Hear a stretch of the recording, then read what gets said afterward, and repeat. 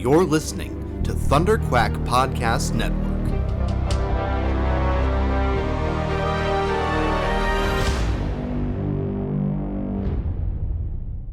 What's up, nerds? It's time for another episode of the ThunderQuack Podcast. This week, we're talking the Godzilla x Kong and Ghostbusters box office numbers, as well as a whole lot of X-Men 97. Let's get into it.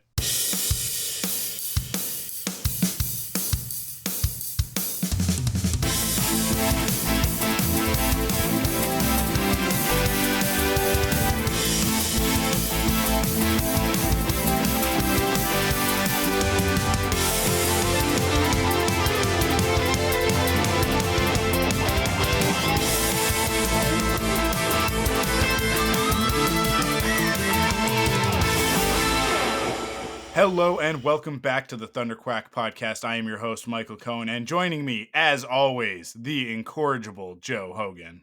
Hey, I wasn't sure if I was supposed to do, have my little Jabba-Doo-Hut ready for this one. Is that this not one? Not on this one. We're not phone beat on this one, okay? Yeah, no, that would be the wrong podcast. That's not this show. That's the other show. Of which actually we just dropped a brand new episode last week of Force Perspective. So if you haven't listened to that yet, go check that out. It's a good one. And we split it in half. So we'll actually have a new episode next week as well. But we're a day late, I guess, kind of. Mm-hmm. Yesterday was a holiday. Mm-hmm. So and it was April Fool's. We had the new episode of Perfect 10 come out, which is our. I mean, this is only the second year that we've done it, but let's call it an April Fool's tradition. I hate April Fool's Day on the internet. It's the worst. It's full of all of the worst kinds of jokes. And this year was especially bad because it's our first year with the wonderful invention that is generative AI. So not only were the jokes in poor taste, they were also sloppy and lazy. So yeah, real good. But I do try and offset the terribleness with at least one good thing that I can put out on the internet, which is my friend Mr. Nickel and I we pick a very, very bad movie. And we talk about it on Perfect 10, our imperfect 10s. So we did Spider-Man 3 last year, which is a great episode. Go back and listen to that if you haven't listened to that. And then this year we did Super Mario Brothers 93, which, like, both of these things, Spider-Man 3 is one of those ones where it's like, it's still pretty bad. Still pretty bad. It's a bad movie. Pretty bad movie. But it's fun to watch how bad it is and how much of a train wreck it is, especially now that we have the MCU Spider-Man stuff. It's like when all we had to look forward to were the Andrew Garfield ones, which are, like, kind of all right ish. He's really good as Spider-Man, but those movies are really, really bad. And Emma Stone is also great in those movies. But yeah, really, you know what it is? Bad villains, not great villains. Good actors as villains, but bad, poorly written villains. But now that we've got the Tom Holland stuff, we have all of this great Spider-Man stuff. It's like, it's not so bad that the Tobey Maguire one kind of went out in a tailspin. So that one's fun to watch. But Super Mario Brothers 93 is, to me, I mean, like, it's not even, there's nothing ironic about me calling it a perfect 10, even though it's an imperfect 10 because it's April Fool's. But for me, there's zero ironic about me calling that movie a perfect 10. I unironically, unabashedly, unashamedly love that movie. And Tyler likes it quite a bit as well. So yeah, definitely go check that out. And yeah, it's a really, really fun episode. Actually, the last couple episodes, because last week we also had an episode drop on the regular feed. It'd been out on Patreon already for a week, but it came out on the regular podcast feed for Upgrade with Jim Mello, and that is also a really good episode of Perfect 10. So we've had some really, really good ones recently. So if you're not listening to that podcast, please, please, please go listen to that podcast. It is like, I don't know what to do. I am at a complete loss with that show. It is honestly the best podcast I've ever produced, like top to bottom. There are some really, really great episodes, and I cannot get anyone to listen. I don't know what to, I can't get the download numbers up. So it drives me nuts, but I'm not going to stop because it is also one of the most fun things that I do as a podcast. So it's like the Star Wars ones. It's like all you got to do is put Star Wars in the title of something and you're guaranteed like 500 downloads. You can just do 45 minutes of a fart noise, and then just be like, well, I think the Luke Skywalker is cool, and then everybody just downloads it. But yeah, if you want to actually like talk about movies in a very like serious and real way, and TV and video games and stuff like that, because we talk about all that on Perfect 10. But it's just driving me nuts that nobody's listening to it. So if you haven't listened to that stuff, which is probably isn't very many of you, most of you that are listening to the ThunderQuack podcast, I'm sure, also listen to Perfect 10. But go check that out. If you are one of the people who has been subscribed to this feed for a while and you're wondering how come the Perfect 10 episodes aren't in this feed anymore, I did that for a little while. I put the episodes in both feeds, but Perfect 10 is just now on its own feed. So if you've been wondering where those episodes are, you just have to go subscribe on the Perfect 10 feed by itself. I that's why this episode is a little bit late, because yesterday was a holiday and we also had the April Fool's episode come out anyways. But here we are recording on a Tuesday morning instead of a Monday morning. And it's a bit of a slow news week anyways. Like there really wasn't, not a ton happened. But well, we got a couple things to talk about, but mostly we're going to talk about X-Men. Anything you would like to address before we get into the news, Joe? Yeah, no, that's more the news I'm excited about this week. So, all right, let's jump into it then. Big weekend at the box office this past weekend. Easter weekend. Very surprising, actually. I expected Godzilla Cross Kong, Godzilla X Kong, whatever this movie is supposed to be called, the New Empire, to have a soft opening. By virtue of the fact that it was Easter long weekend, and Godzilla just doesn't really feel like an Easter movie to me. You know, it just really, I don't know. Listen, Godzilla, especially like the MonsterVerse legendary Godzilla, he has died and come back several times in this franchise already. So it's on I theme. guess it is. It's definitely on message for Easter weekend, but yeah, I really thought that this movie was gonna kind of not. I didn't expect it to flop because the Godzilla movies have all done pretty well, but I didn't expect it to have a killer opening weekend, which it ended up having. So Godzilla, I opened domestic at 80 million, with an international gross of 115 million, bringing it to a total of 195 million and some change worldwide for the opening weekend, which is crazy for a March movie. Like that's like, because those are summer numbers, right? But as we've talked about before, like summer movie season has kind of encroached on.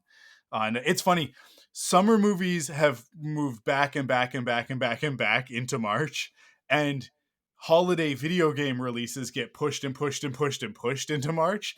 So March ends up being this dumping ground of like, here's a bunch of awesome video games and a bunch of cool movies all at once. But April is actually like devoid of I shouldn't say devoid, but like there are not any like major movie releases in the next 4 weeks.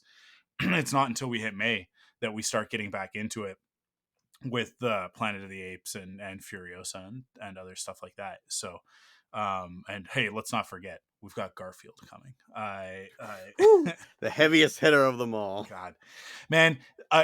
So seeing Ghostbusters the 2 times that I got to see it in the theaters that week, I saw the Garfield trailer both times, which like they had released a new trailer, and the new trailer is even worse than the teaser that they initially put out, and like it feels like they went back and they re-recorded the Chris Pratt stuff, and he's even less interesting in the performance. Like it's just like I think somebody like he got the feedback of like this doesn't even sound like Garfield. It just sounds like Chris Pratt. And you go back and you watch the new trailer, and it does sound a little bit more like what we would consider Garfield's voice, right? Lorenzo Music was the voice of Garfield back in the day.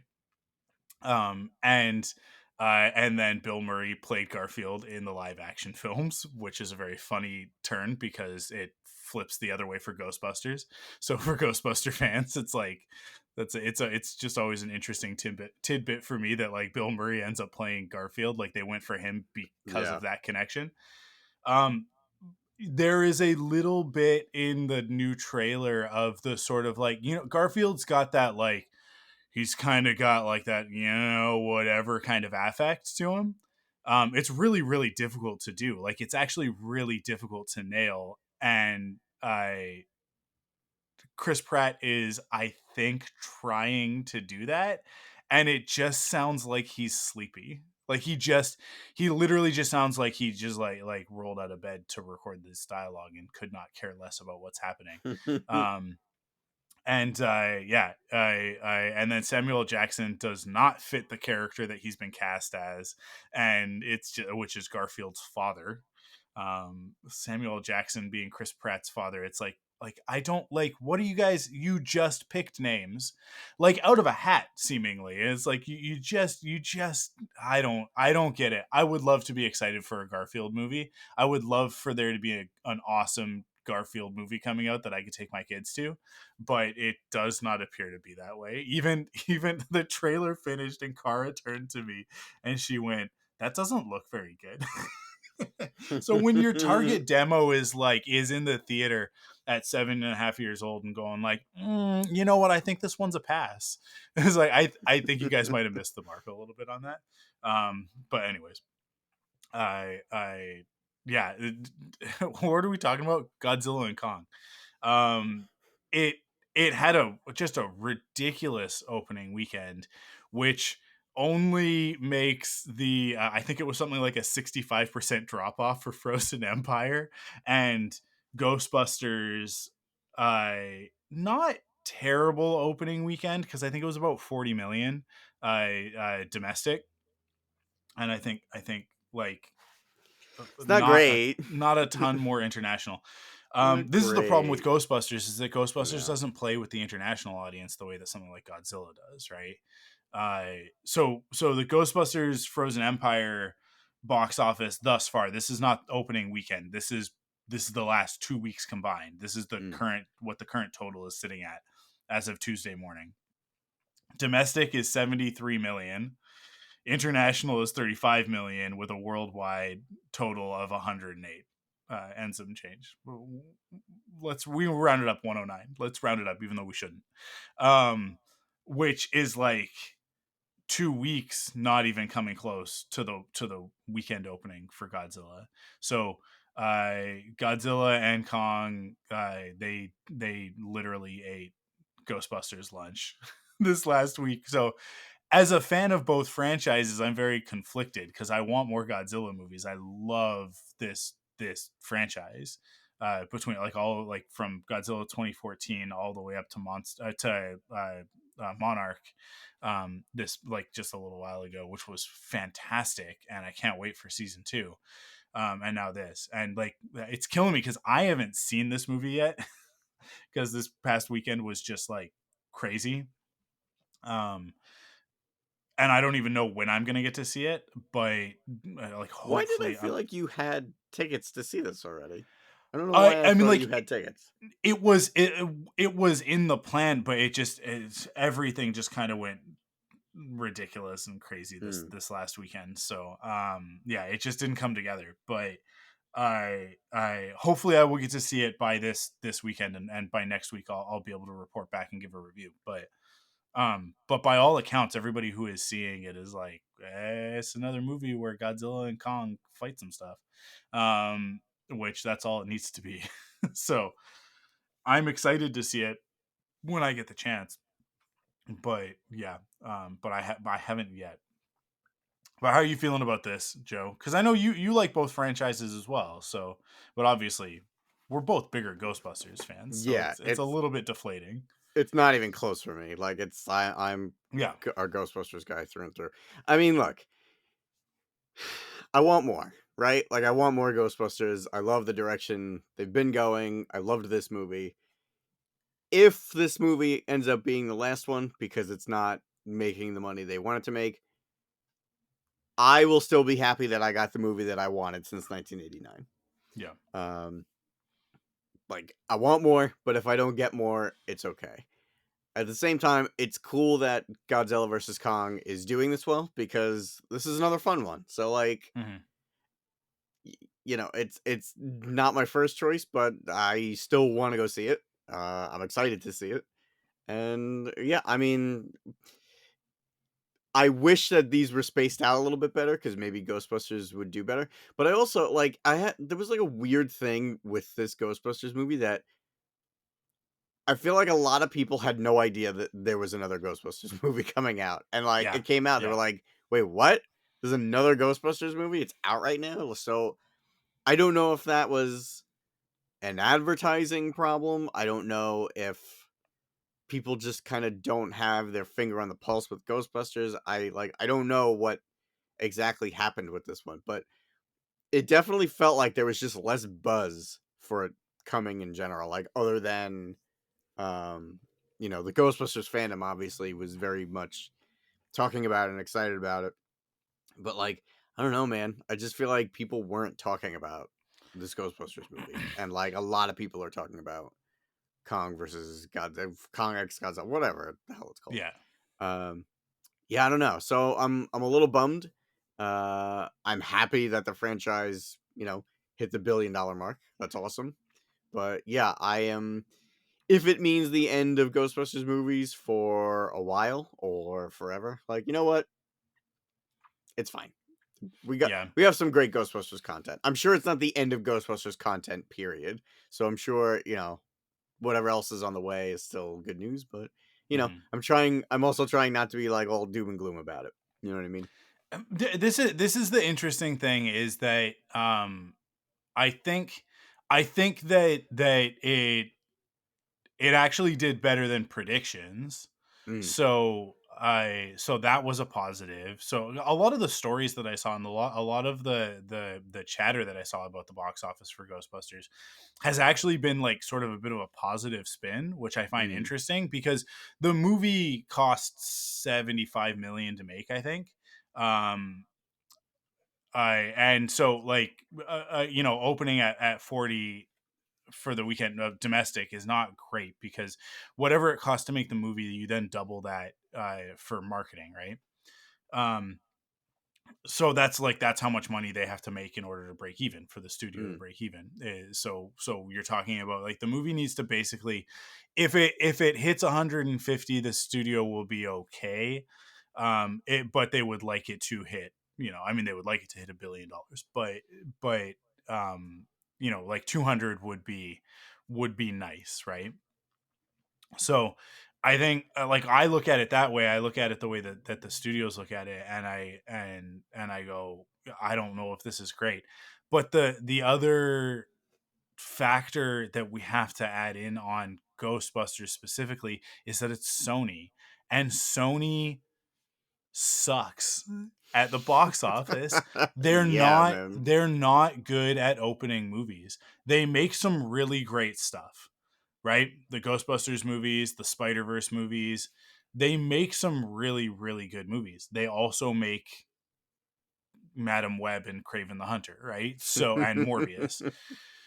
So, yeah, Sony is a really, really like hit and miss studio, and their marketing is often not where it needs to be. I do think that like this is a really great example um of their marketing not being effective in the way that it needed to be effective. I think that they marketed this movie really well for Ghostbusters fans. I don't think that they marketed this movie very well for the non Ghostbusters fans. There's also an aspect of franchises that just doesn't work as well as it used to.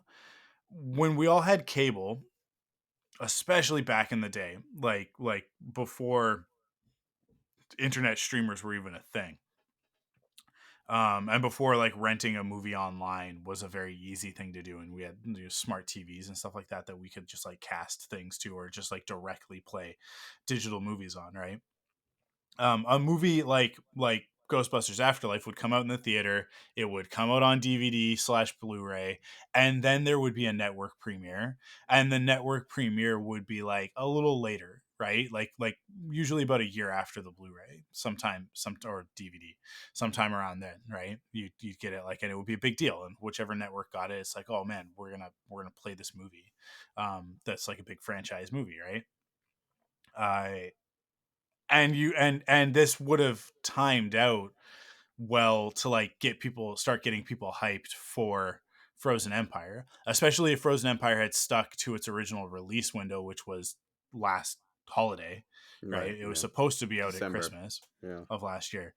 So if it had stuck to that, it would have been perfect, because you would have had a home premiere, or like a network premiere of Afterlife on let's say was on Fox, right? That would have been like probably like last April or May, and that would have been the perfect time to be like, here's a little teaser, like we're gonna like tune Yeah. into the network premiere, and here's a teaser for Frozen Empire. And that's a really great way of like, it's a big deal that it's going to be on. It's the Saturday night movie, so people are like gonna tune into the Saturday night movie regardless, because it's part of their weekly routine. This is all stuff that like to the younger crowd, to like Gen Z and Gen Alpha, like is foreign to them. Like what do you mean? Like what do you mean people would tune in anyways? Don't you just watch whatever you want? No, you would watch what was on TV, right? Your week was scheduled around the shows that you watched, because you had to wait for them to come on TV. And so Saturday night, like Friday night and Saturday night movies were like a thing, because you were just like, you didn't have another choice. You would either go to Blockbuster and rent something, or you would watch what was on TV. Again, this is like, we're talking like pre PVR days when we're talking about that, but we don't have that anymore. There is no like captive audience to introduce to it. People have to discover stuff, and Sony hasn't figured that out yet. They're not good at it. They like they don't have their own platform. We talked about that last week, right? Yeah. If they did, I don't think that this would have even been a movie. I think it would have been a show. It would have been a Which prestige format which show. is so But weird, because like you'd think like on PlayStation, like mhm. there would be like, not like that it's just limited to PlayStation. I mean, wouldn't that be funny if there was a Sony streaming service on Xbox and Switch? Yeah. Um but yeah, like you have a PlayStation, like it could come built into the PlayStation, and What like I don't know. yeah, what they need to do is they need to have a like formal partnership with one of the major streamers, right? Like Yeah. with, and Netflix would be the one that makes the most sense. And they have an informal partnership with Netflix. They're making the animated series through them. Afterlife is on there, right? I think most of the Ghostbusters movies are on Netflix in Canada. But it's like, if they Are had they? like a formal like, hey, Oops. all of the Sony stuff is here, right? I think that would be a little bit of a better fit for them, and a little bit of a better platform for them to do that. But they are the one. Let's call them a major studio. I don't think that the major studios would consider Sony a major studio. They kind of laugh at it, right? But Uh, let's consider them a quick major. Yeah, quick aside, Netflix, Ghostbusters is not on Netflix in America. it's not okay. Yeah. I know that Afterlife is for sure on Netflix right now, because I keep getting like, It keeps getting recommended to me. But I think like this is the thing, is that like it gets recommended to me because it's in my algorithm that I would like Ghostbusters, right? Like it is in my online data profile that I would like Ghostbusters. That's the world that we live in now, which is like it's like the confirmation bias thing applied to media, right? Where it's like if I go to search for a political topic online, I'm going to get a left-wing liberal bent from Google. That's what they're going to serve me because those are the links that I'm going to click. And they're not going to serve me the conservative side of it, right? Similarly, if I go searching for movies on Netflix or whatever, my data that Amazon, Netflix, Disney Plus that they have at their disposal, that they are farming from Google and Facebook, like from all of the Meta products, from TikTok, whatever, right? Like we all have like these profiles on like that are out there that we don't even really know about, right? Of like these conglomerations of all of our behaviors online, right? Mm-hmm. And it's really just linked by email. So if you use the same email for everything, then these companies all know what you're into, right? They know what you want. So it just feeds it to the people who already want it. But what that means is that people who don't know that they're Ghostbusters fans aren't likely to discover Ghostbusters via those algorithms. The only way that Sure, they're going yeah. to get it is from personal recommendation, right?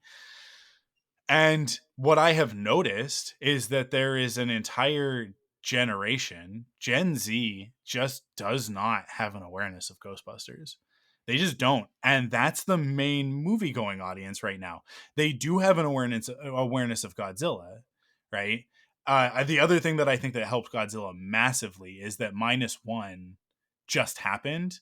Yeah. And the general public, most of the people listening to this is not going to apply to you, right? Because if you're listening to ThunderQuack, then you are a nerd, you're a geek, and you live for this stuff. So you're hooked in and you're aware, right? But general public, I was saying this to Crystal, we were talking about it yesterday. I was like, most people heard chatter in December and January about Godzilla -1. They don't remember that. They don't remember that it was in the news, that like it was because it was the biggest movie of December, right? Like it was massive. Yeah. We talked about that a bunch on the podcast, right? That like it was crazy how that and Boy and the Heron, the Studio Ghibli movie, were the two biggest movies of December. Two Japanese imports, right? Subtitled, my god, like ridiculous. And then -1 just a couple of weeks ago wins an Academy Award, so it's back in the news cycle. But most people aren't actually clocking Godzilla -1 versus Godzilla Cross Kong, the New Empire. They're Mm. not actually registering that those are two different things, or that they are like separate properties, right? They are not the same Godzilla. So they've just heard Godzilla, Godzilla, Godzilla for the last 4 months, and like very positive stuff about it. And so then a Godzilla movie opens, and they've been getting ads on Facebook and Instagram and Twitter and whatever for the last 2 weeks of like, go see Godzilla, get your tickets, get your tickets. Um, and and so people went to Godzilla this weekend. Like I am positive that if -1 hadn't come out and blown everybody away critically, right, that this movie would not have had the opening that it did this weekend. I am positive. It is the opposite effect that we saw with The Last Jedi and Solo, right? Where it's like The Last Jedi came out and there was all this negativity online about Star Wars, Disney Star Wars this, Disney Star Wars that. And then in May when Solo opened, regardless of what that movie looked like or whether or not audiences would have enjoyed it, the negative zeitgeist spin meant people were just like, I'm not going to go see it. I'm going to skip this Star Wars movie. I heard the last one sucked. Right? Which, like, this is the thing with that, is that like these two movies are not even connected. Solo and The Last Jedi so far apart from each other. in the story and in terms of style, everything. Like there's no connective tissue between those other than the fact that they are both about core Skywalker saga characters, right? Mm. But like Han isn't even in The Last Jedi. It's the one saga movie that he's not in at all. The only connection is those damn dice. Like that's it. But like they didn't even get Lando into The Last Jedi, which they should have. But that's classically like my one gripe about that, is that the scene where Poe is like, wait, I know who can help us with this. We need a code breaker. And then it's like he goes to Maz Kanata, and it's like, I don't understand. There was no connection between these two characters in the last movie. Why is this all of a sudden a thing? He should have gone to Lando. That should have been an awesome cameo from Billy D of him being like, I need your help. And Lando being like, I don't know how, I can't help you, but I know who can. Right. And send them to Canto Bight. It actually makes more sense than Maz Kanata. But anyways, yeah, but Godzilla, it's like this movie did the numbers that it did this last weekend because of -1.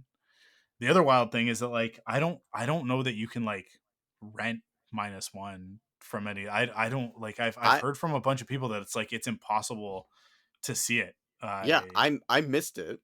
Yeah, And I actually, while you were talking, I was like, let me see if it's on Blu-ray yet. Nothing. There's nothing. yeah, yeah. I would buy it to watch it because like I've heard so many good things, and like I don't understand. Well, it's because it's Toho, right? Like like it's a Yeah. Japanese company, and they don't treat movies the way that we treat movies. So yeah, like it'll come eventually. But yeah, it's not on Blu-ray yet. It's not available for like to rent digitally. But it's wild because I think that that's actually benefiting the legendary Godzilla monsterverse. Mm. It's just crazy to me. It's crazy to me. But as a Godzilla fan, which I have been since 1998 because of the Matthew Broderick film, um, which like I've talked about this, right? Like the Matthew Broderick film got me to check out old school Godzilla, and then I became a fan of old school Godzilla because of the hype of that movie. And I love that movie too. Like I also love Godzilla 98, but I I don't know if you guys know this about me. If you can tell, I kind of like bad movies from when I was a kid. So I That's because okay. I when I was a kid, I didn't realize that they were bad. I just thought there's a dinosaur attacking New York. People are like, it's a Jurassic Park ripoff. I'm like, well, I like Jurassic Park quite a bit. So if you give me something that's Jurassic Park-ish, I'm probably going to be into it. But anyways, yeah, like as a Godzilla fan for decades now, it's like this past 6 months has been crazy as a fan between like Monarch -1 and now this movie is like I don't know. I don't know when Godzilla replaced Star Wars as like the biggest franchise going, but it did because like I mean, we're watching Bad Batch right now, and let me tell you guys, it's phenomenal. And the next few episodes are even better than the first half of the season. Holy crap! And I haven't even finished watching our screeners yet, but like this week's the episodes that drop, I guess tonight at midnight, right? Yeah. Yeah. Holy crap! Yeah. Jeez Louise, you guys. That Yeah. like especially like the first one, the one that like the first episode that drops tonight is like one of the best pieces of animated content we've gotten from Lucasfilm. Like it's this show is going to some places, and I am so excited to talk about it tomorrow night with you guys on Rebel Cells. But yeah, I got to stop there, otherwise I'm going to start dropping spoilers. But Bad Batch is so good, but nobody's watching Bad Batch. Like that's the thing. Star Wars fans are watching Bad Batch, but that sounds like this is the wild thing to me. Star Wars has become a thing of like, and maybe this is a good thing. I think this might end up being a good thing. They just have to right size the franchise a little bit to match these expectations, which I don't know if Disney will be able to do because they just want it to be every movie coming out making $2 billion, right? But I think that Star Wars has become like for Star Wars fans, right? Whereas like, and Ghostbusters is there as well. And circle all that back around to say that I think that Sony has their expectations set appropriately. And I think that Sony looks at the box office for Frozen Empire and sees it as a win. Um, I don't know if it necessarily means that we're going to get another movie with these characters, but I don't think that they're looking at it as like a flop, which in other contexts, movies that have come out with a soft opening like Frozen Empire had, it like that would have been the narrative. It hasn't been with Ghostbusters. I find that really, really interesting, because if it was any other franchise female led, the thing is that the marketing's not female led on Ghostbusters, even though Afterlife and Frozen Empire, Phoebe is the lead character in Yeah. both movies, but the marketing puts Paul Rudd front and center with the original Ghostbusters right behind him. And I think because of that, the wrong people, the people that we end up talking about every week that get out and like have all of this nonsense to say about these properties, they have not targeted this movie, right? They haven't targeted Frozen Empire, even though like they probably should, right? If you think about their talking points and you think about the things that they get upset about, we talked about it last week. There is a blatant, like upfront, if not explicit, gay storyline with the lead character in this new Ghostbusters movie. Yeah. And like none of them are talking about it. Yeah. Like it's not like there's no like Ben Shapiro think piece about how Ghostbusters is turning our kids gay, right? Like which like like it probably is, but like not turning them gay. You guys know what I mean. But like it is definitely like I think that there are going to be some of like the younger Gen Zs or older Gen Alpha kids that see that movie and have a bit of an awakening from it and go like, "Huh, I'm having some feelings and I don't quite know what they mean."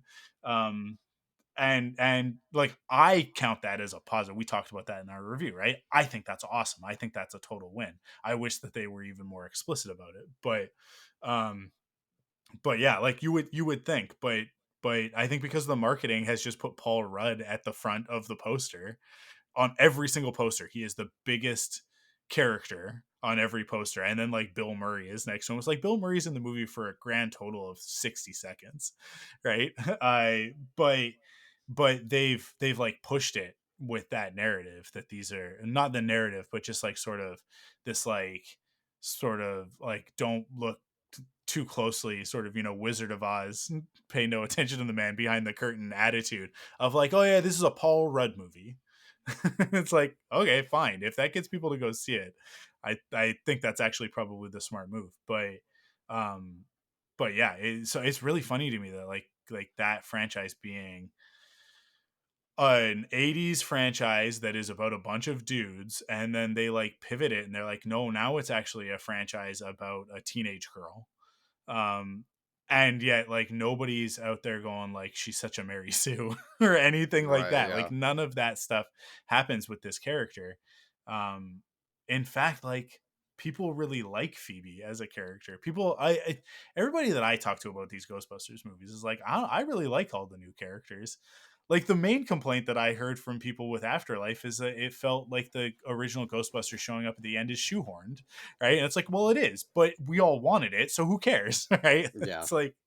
It's like when they find the Millennium Falcon in The Force Awakens, and it's like it just happens to be on Jakku, and Han doesn't have it, and it's like, yeah, it's a contrivance, but like, who cares? It's the Millennium Falcon. Like that's what we're here for, guys. Yeah. Like Were you relax. upset that you saw the Millennium Falcon? No. Yeah, exactly. You're fine. They're a little bit upset that a girl drives it, but I, yeah. So I don't know. It's a funny place that we're at with Ghostbusters. It's an even funnier place I think that we're at with Godzilla, which if you think back to '98 when the Roland Emmerich, Matthew Broderick Godzilla came out, and how poorly it was received, and how much people just like tore that movie apart and continue to.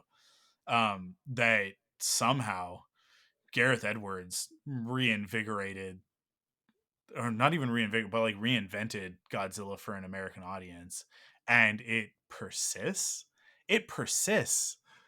That first movie is not a 4-quadrant film. These new ones are. These new ones are absolutely 4-quadrant films. Like there's toys for the kids. There's like witty dialogue for the adults, and there's monsters smashing for everybody, right? Like it is, these movies are for everyone, and I think it's one of the reasons why they do well. But it's just wild to me that Godzilla as a franchise has managed to pull this off when Star Wars is still having trouble with it.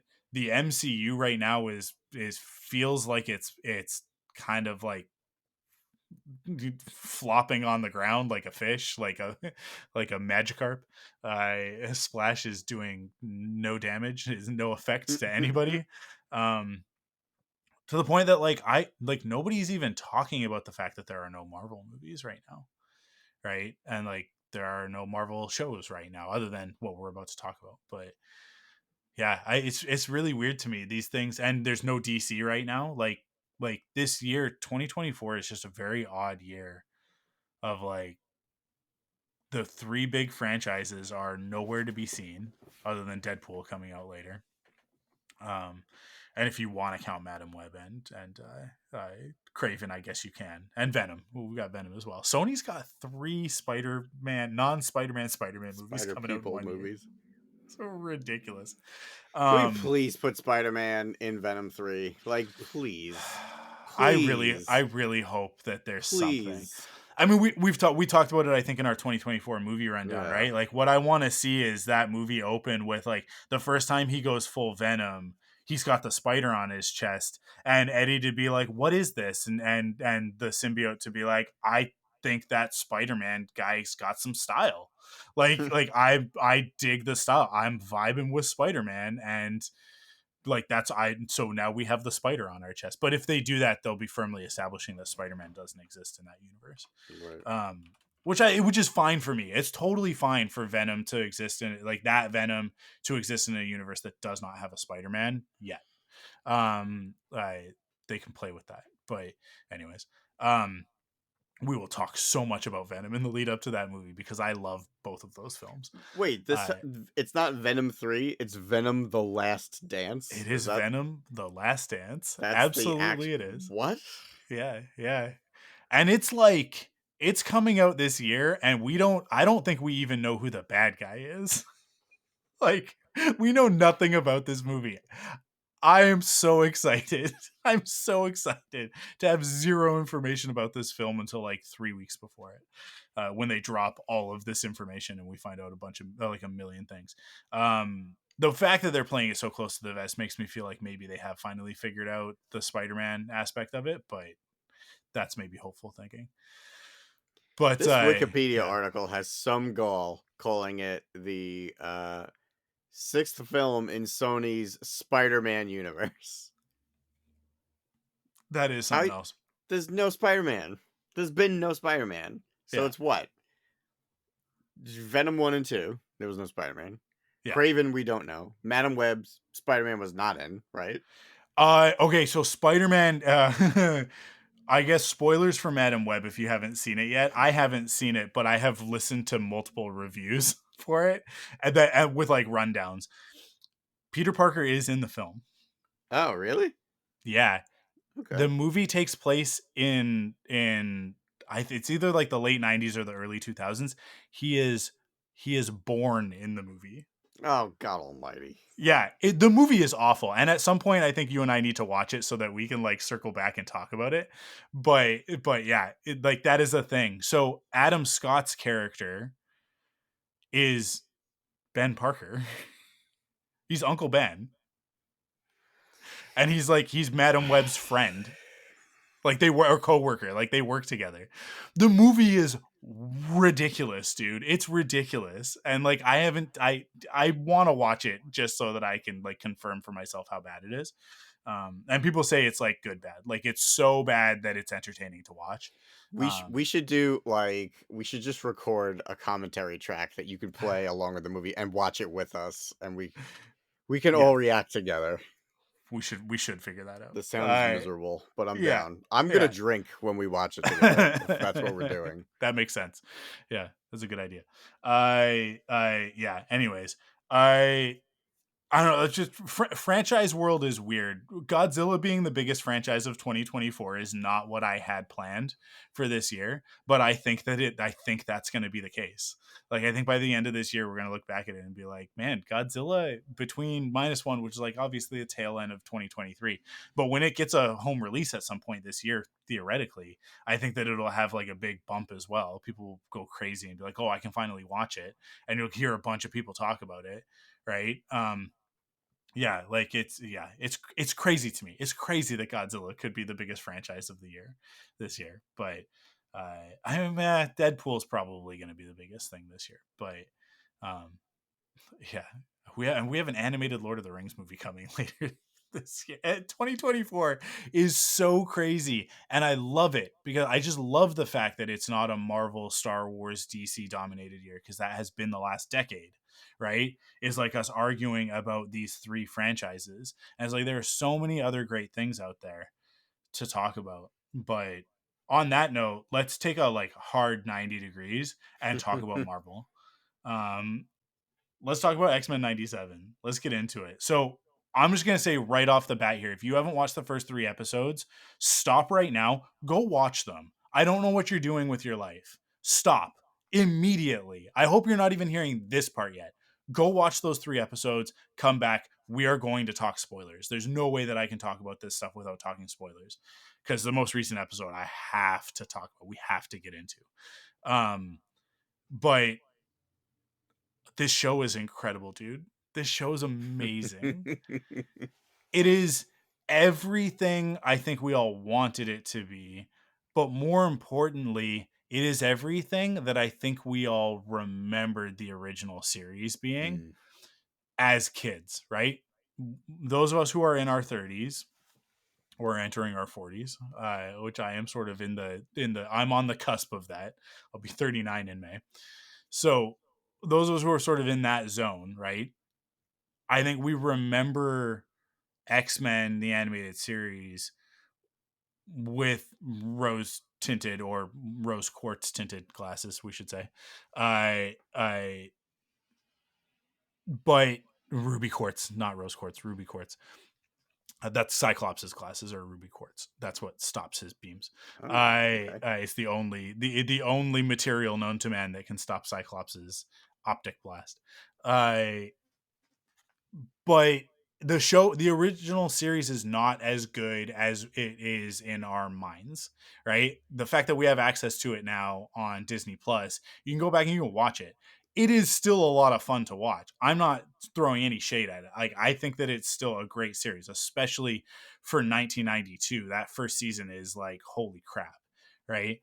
But um it's not as good as what we talk about, because what we talk about I think ends up being an amalgamation of the animated series, the comic books, and then the 2000s movies, right? I think that like our generation kind of has this like idea of the X-Men that is informed by all of the things that we've grown up with over the years, Mm, because the X-Men have had so many iterations. Because even then, like I think X-Men Evolution informs it as well, because we yeah, all that all yeah. hit for us at the right time.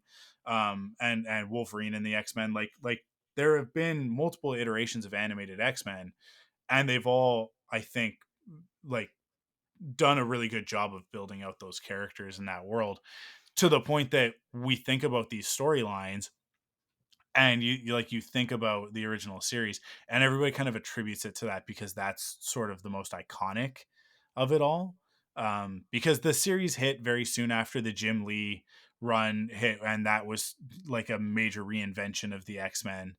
And that became for us who the X-Men were Yeah.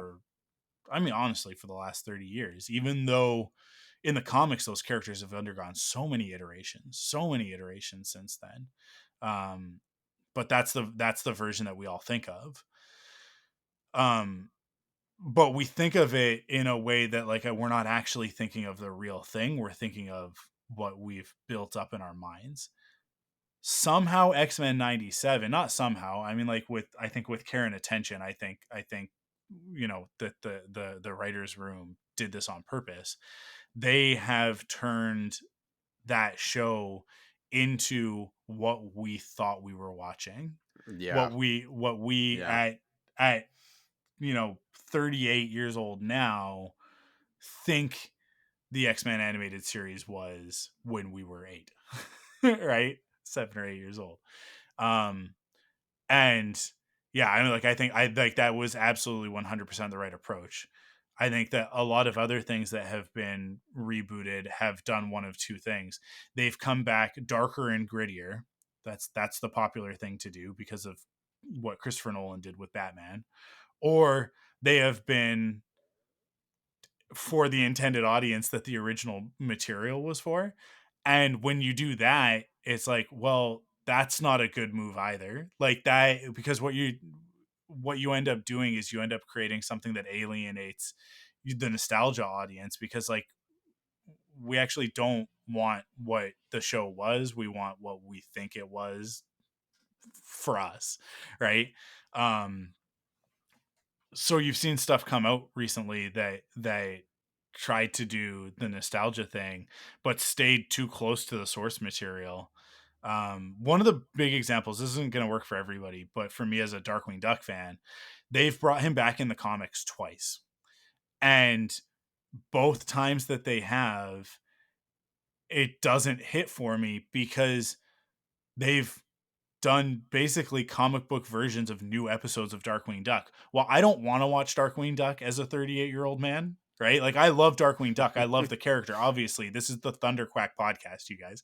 If you don't know where that title comes from, if you don't know why it's the ThunderQuack podcast network, like that is because of my obsession with Darkwing Duck. So like that was his plane. It was his jet. Um like I love Darkwing Duck with every fiber of my being, but if you give me Darkwing Duck today, I want it to be something very different from what Darkwing Duck was when I was 7 years old, right? When it premiered. So, um, there have been a handful of things that have come out that have had these sort of resurgences, and like they try and capitalize on the nostalgia, but then it comes out and it's like this is not, like, you guys aren't doing it right. Sonic is another really good example. The movies are fine. I think the movies have done a really good job, but Sonic Prime and Sonic Boom have both been geared towards a younger audience, and I don't think that that's the right move. I think that if you made a Sonic series that was actually geared towards adult Sonic fans, that took the series very seriously, kids will watch it and they'll love it, right? They'll be totally into it, but you'll also capture the adult fans, which right now Mhm. they're leaving the adult fans out of it and trying to go after the kids. And when you do that, like you just end up alienating most adult fans. But you don't alienate kids when you make the content more mature, unless you do the dark gritty like anti-hero reboot nonsense that like a lot of things did over the last 10 years. But yeah, like X-Men 97 has sort of split the difference. Like in terms of like visual appeal, it's for kids, but in terms of storytelling, like it's absolutely for us. And this last week's episode, the Goblin Queen focused episode, like that is not a kid's storyline. Um and it just like it blew me away. Like as much as the two episodes in the premiere, I was like, yeah, I'm totally here for this. That third episode triples down on all of it and is like, we are going to take you on a ride, and we know who's watching this, and this is for you. Um, and the thing that really, really, really makes that clear is the Goblin Queen herself, Madeline Pryor herself. I cannot believe A, that they're going there with the storyline. But B, that character design was aggressive. I'm going to use the word aggressive. I and I feel targeted. I feel attacked. And I am totally fine with it. And I would like some more, please. Like, yeah, I'll just come right out and say she's hot as hell. That Yeah. cartoon Yeah. character is spicy, you guys. Uh, and yeah, like I was watching that episode going like, are you kidding me right now with this? Like, I just, because we talked about this with the Acolyte trailer, right? Like, I feel like so many of these properties in an attempt to be four quadrant, and in an attempt to keep sort of like the conservative pearl clutching moms from freaking out, have like removed sex appeal from everything. So everything mainstream pop culture stuff is all totally sexless, right? To the point that like in Star Wars, when two characters touch hands, we're like, oh my god, scandal, right? And I don't think that's a healthy place for society to be at. I think that what we need are like healthy depictions of hot stuff, like sexy stuff on TV and in movies. And we're not really getting that. I don't necessarily think that the Goblin Queen is an example of that, but I do appreciate that. I think that where the storyline ends up will be like overall like a positive thing with between Jean, Madeline Pryor, and Scott, like with this. And let's throw Wolverine in there as well, so we can make it a love quadrilateral instead of a love triangle. But um yeah, like the obviously like the outset of it is coming from unhealthy places, but that's the storyline. Like they're flawed characters.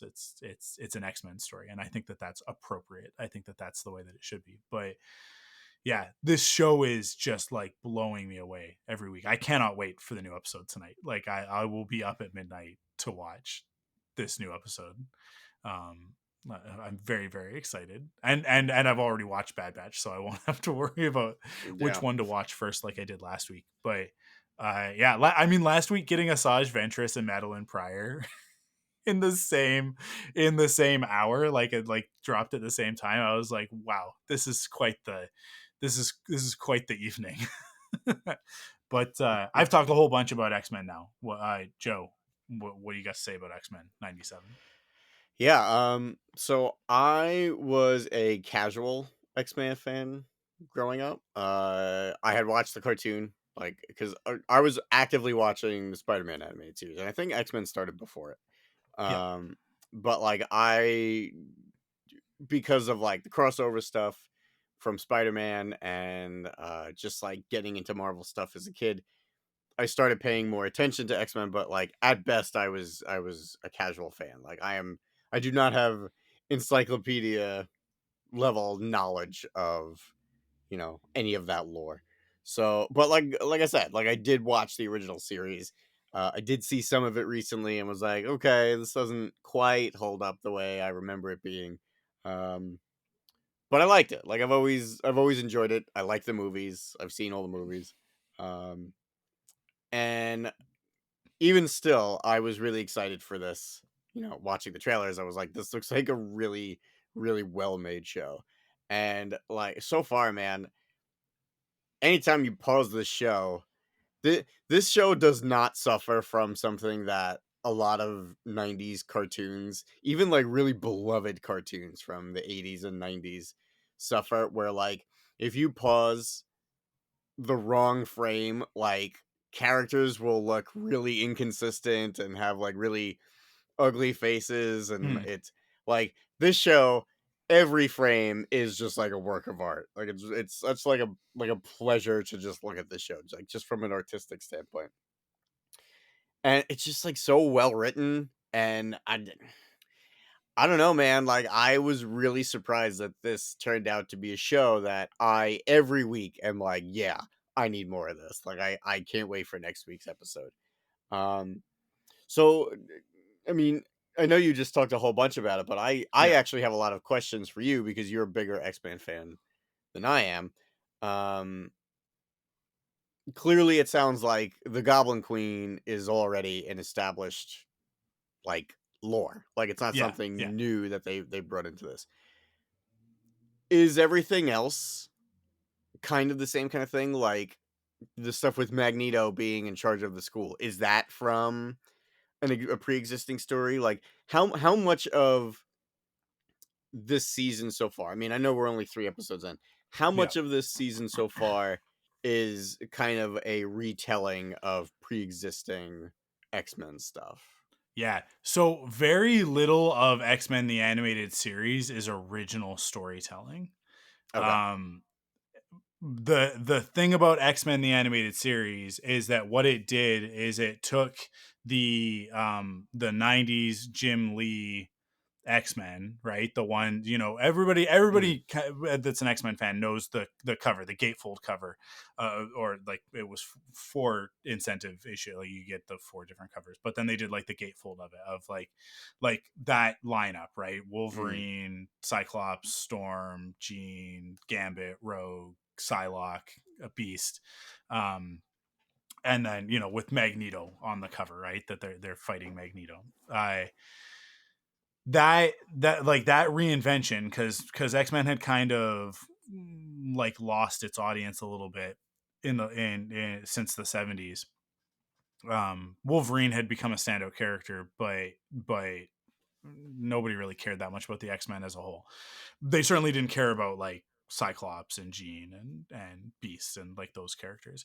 So then Jim Lee does this like reinvention of them, right? With his designs, with the Cyclops that we now know and love. That is everybody's iconic version of Cyclops with the straps in the pockets and the hair and all of Mhm. that, right? And everybody else's redesigns along with it.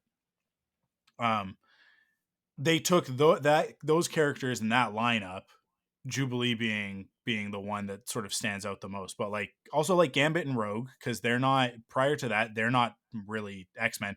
As a matter of fact, both of them have origins as villains, right? Like Rogue started out with the Brotherhood and then eventually becomes an X-Man. Oh, I didn't um know that. yeah, so like these characters have like much more varied backstories than the original. Certainly, like the original team, the original 5 were all just recruited by Xavier to be his child soldiers, and I, which is me joking, not joking. Um, but then, like they reinvented it with the new lineup that included like Colossus and Storm, and like they brought more diversity to the lineup. And then eventually sort of like mixed those two teams together. And but then eventually we get this like the 90s Jim Lee one. So there's a million classic storylines, mostly written by Chris Claremont, who is kind of the like people will attribute a lot to Jim Lee when it comes to the X-Men, and he sort of at this point now it's becoming kind of infamous that like when he originally launched the X-Men, there was no message behind it. They were just the teenage version of the Fantastic Four, right? Like that's what he sort of pitched them as. But now he, no, not now because now he's passed, but in the last like 2 decades before he passed, he would talk about the X-Men as like it was always meant to be like a civil rights allegory, which it wasn't. Okay. Like that was revisionist history. That was a retcon, and he was able to do that at the time because the internet didn't exist, right? So Mm. he could say these things, and there was nothing to go back and like unless you had interview footage of him, is like nobody had access to anything. Right now we have access to all of this historical stuff, and we can know that like it's not really what he talked about. Chris Claremont in the 70s and the 80s and into the 90s like reinvented that, what the X-Men were about, and did start to make it that allegory for marginalized groups, and wrote a bunch of those storylines, the Phoenix stuff, I like the Morlocks, like all of these things that we consider to be like core aspects of the X-Men storyline. Um, Mutant Registration, the Sentinels, all of that stuff, right? Like Magneto as a complex character. Previous to that, he was just a bad guy. Just a bad guy. Magnetism. That was it. There was like a bit of a connection between him and Charles, but it wasn't really what it is now.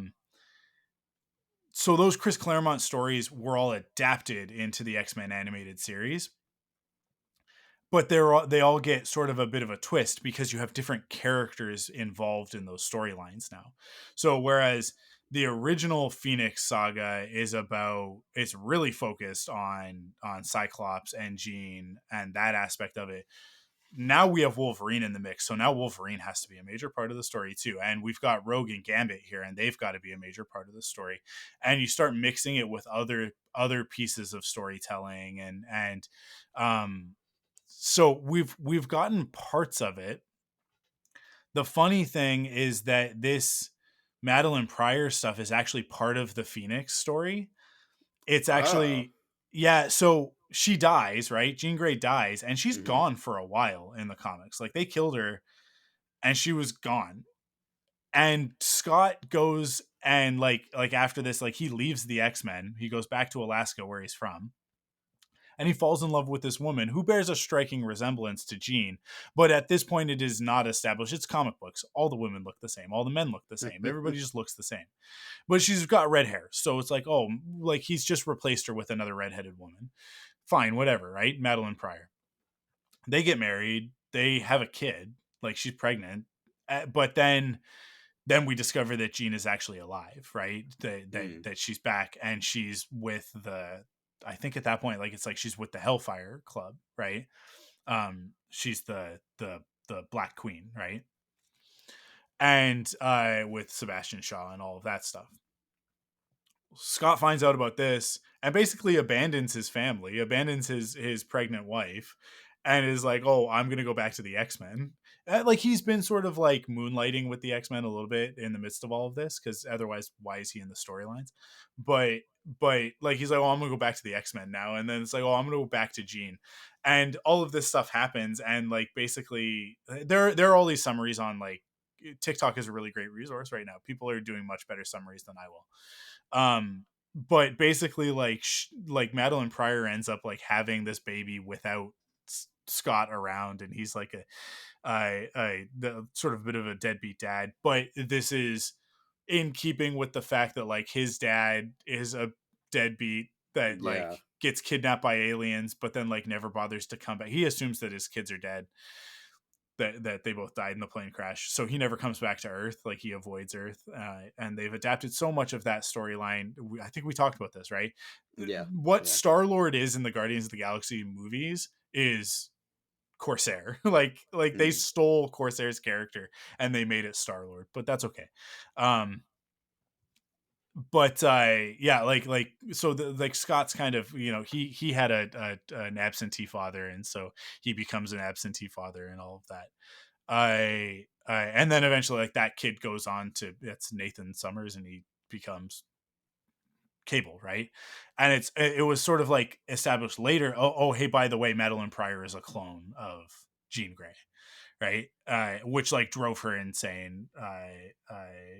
But the character existed already, whereas with this time around they're kind of flipping that, and it's like because Jean already came back in X-Men the animated series, they had to sort of like flip this. So the question now is, at what point, which Jean did we have throughout X-Men the animated series? Has Sinister had the clone of Jean since season 2? Because the season 2 premiere is Scott and Jean get married, and then they go off on their honeymoon. Like they get kidnapped by Mr. Sinister, and like they're very quickly rescued. But it's like, has that Jean been the clone this whole time, and the real Jean has been like locked away until now, until X-Men 97? Or is there some other point, because Sinister comes back at other points in the story, and I'm just still rewatching through the original series, so it's like I'm as I'm watching now, I'm kind of like what's going on here, right? Because it's obviously not intended in the original series, but now with this information, it's like what's the point that they're gonna pick? of like when the swap was made, because there's a few different stories where it could happen. But I am currently of the belief that like it's since season 2, that's been Madeline Pryor. That's been the character. But they did a funny thing with the character designs. We got all of these new character designs, and like they tweak stuff, right? They're pretty much the same designs that they were from the original series, but they did update a few things here and there, like Rogue's design and Gambit, and Jean Grey is the one that I think is sort of the most updated, in terms of like just like the blocking of her outfit and stuff. But one of the main things is that they had her hair loose. In the old series, she always had it in the ponytail, right? Yeah. She sort of had like that, like sort of almost like cropped up top, with the ponytail. And then last week's episode, they in the opening, she's got her hair back in the ponytail in the opening, not out. And then it was revealed like this is Madeline Pryor. So the one like in the opening of the previous 2 episodes is Madeline Pryor, but the one in the opening of the most recent episode is the actual Jean Grey, right? And that I think they're gonna differentiate. The next time we see her in costume, we see Jean Grey in costume, she'll have her hair in the ponytail, I think. So we'll have to wait and see, but this week, right? Oh, theoretically, if she's in her costume. But yeah, they've taken these storylines, and they've almost every story that we've gotten so far is adapted, um, from an existing comic book storyline. But they throw in these wrenches of like, now they've introduced Sunspot into the X-Men 97 universe, which is the kid from the first 2 episodes, right? Who's sort of like now he's the ingenue. Now he's the taking the role that Jubilee had in the original series, right?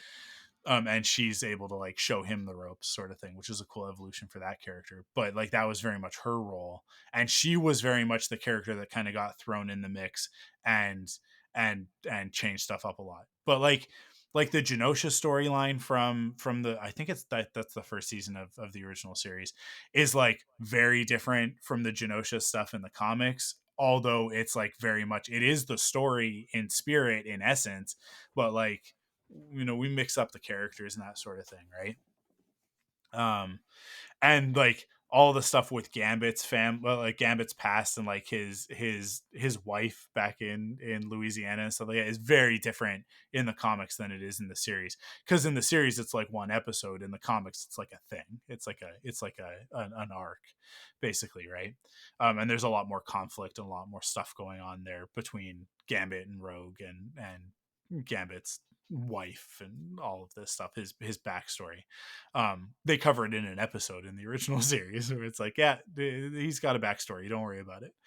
And then we just move back on to the main stuff. So I expect that it's going to continue along those lines. And so there are things that people are looking at, they're going like, okay, well, maybe it's going to go here, maybe it's going to do this, maybe it's going to do that. But at the same time, it's like, well, they've thrown us curveballs already this season in terms of what we could expect to see and what we've gotten. But I think the biggest thing that we haven't talked about yet, the focus of the series has thus far been on Scott and Jean, but Cyclops is all of a sudden the coolest character in X-Men. And before the series premiered, I did an off the record episode defending Cyclops and saying to everybody, like, Cyclops is the best X-Man, and like expecting to have a bunch of fights with people online. And now I'm in this position of being like, you guys see, guys, I'm right. I was right. Like, because the Cyclops that we're getting in this show is the Cyclops from the comics. Because Cyclops in the comics is a badass and an interesting, like very deep character with a lot of stuff going on. But then this is where I say the movies, the 2000s movies, they have colored the opinion of these characters so much that it's retroactively affected this show as well. Now, like the original series does not paint Scott in a very good light either. He is kind of just a jerk. Like he's very much just yelling at the rest of the team that they're not taking things seriously. And then the first two episodes of 97 very much also do that, but they also paint him as an effective leader, because like that sequence that everybody is calling out when the Sentinels attack the Blackbird and he one shots a Sentinel all on his own, right? Like he just like full bore slices the thing's head off. And then everybody else gets like picked up by the flying heroes, and then he's like, good job team, and then does his Kamehameha at the ground in order to land, and then has the killer line from the trailer, the "To Me My X-Men." Like that scene, that sequence did more rehabilitation for the character of Scott Summers than anything in the history of the character has done. And I love it, because then like they've gone on in the subsequent episodes like to make sure that his character is as like nuanced and interesting as he is in the comics, which he was not in the movies. The movies, as much as I enjoyed James Marsden in that role, like that character was not, he was not really painted in three dimensions. And there's stuff that was cut out of the second movie that would have done a better job, and there's all of these things that happened that Scott got short shrift. But but now we're finally back at a point where it's like, no man, Cyclops is getting his day in the sun. um and especially like this episode this last week, the retcons that they've done to the comic book storyline with Madeline Pryor and Nathan are better for Scott than how he is portrayed in the comics. It's a much more problematic situation in the comics, where Scott is just like super selfish and very much like, oh, the girl that I actually love is back from the dead, so now I don't care about you anymore. Which is what turns Madeline Pryor into a villain, right? Like that's what does it. Whereas this time it's like, no, it's the realization that she's a clone and all of this stuff that has done it. And Scott being like present for because in the comics Nathan is kidnapped, and so it's like, but it's because he's not there that it happens, right? So it is very much his fault that Nathan is kidnapped and then eventually comes back as Cable and all of that stuff. But in this His version, son is Cable. I did you not know that? You didn't know that? Oh yeah. I never knew that. That's awesome. Here's the even more wild part. There are two Nathan Summers, because there's Cable, but there's also X-Man. X-Man is also Nathan Summers. They are both Cable. They are both Nathan Summers, but they're from different timelines. What the hell? Yeah. And not to mention the fact that also he names himself X-Man. Really? Yeah. There's also Rachel Summers, who is like a reborn Phoenix, who is also, I'm fairly certain, the daughter of, I don't know if she's the daughter of Jean and Scott, but I think that she's the daughter of Jean, from another alternate timeline, like another alternate future. The X-Men are messy, dude. Like, this is the thing, is that like a lot of the storytelling that I think that we get nowadays is very sanitized, and it's very like, oh, don't have any problematic stuff with your characters. And when you do that, you make your story super dull, super boring. It is one of the problems that Star Wars is having right now, is that like none of these new characters that they're introducing, except for the stuff in Andor, like there's, you look at the sequel trilogy characters, other than Kylo Ren, everybody else is so squeaky clean. They're so squeaky clean. And then they tried to make Rey an interesting character by doing the Palpatine thing, but it just like it felt off because she had been so squeaky clean before that. And it's just yeah, like what they need to do is they need to make these characters a little bit more messy. They need to make them a little bit more flawed and make them make some bad decisions, right?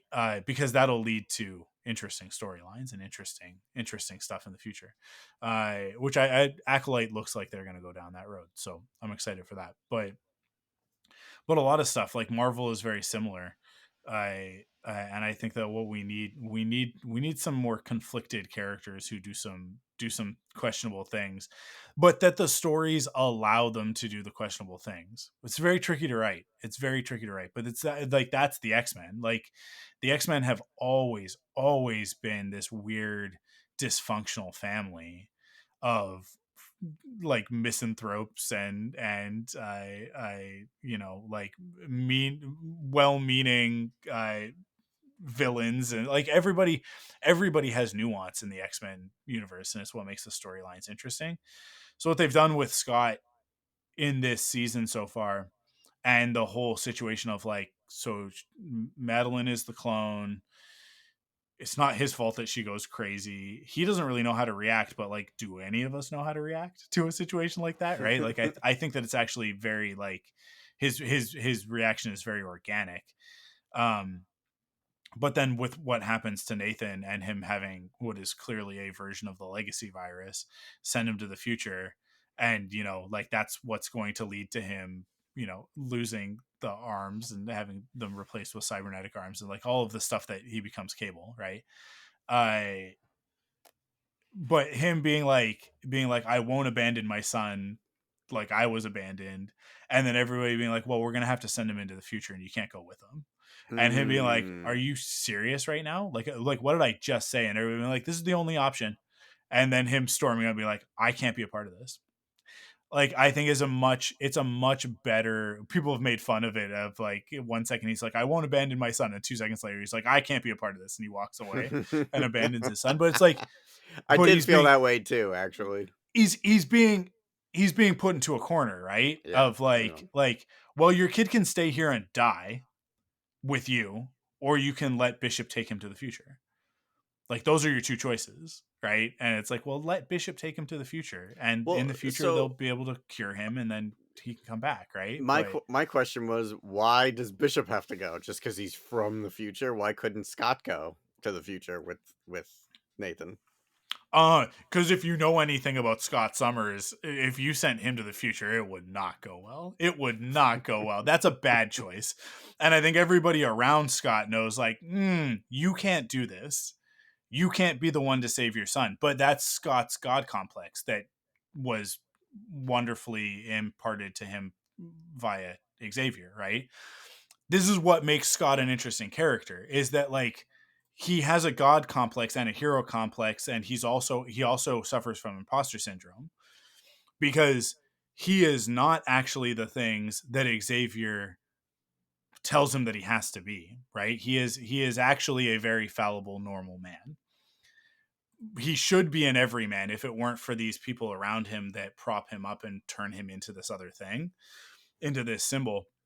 And that's the conflict with that character. That's the internal struggle with Cyclops the entire time, is that it's like, he's always got people in his ear telling him what he's supposed to be, right? And like, Xavier and Jean being the worst, right? Xavier feeding him this expectation of like, you have to be this.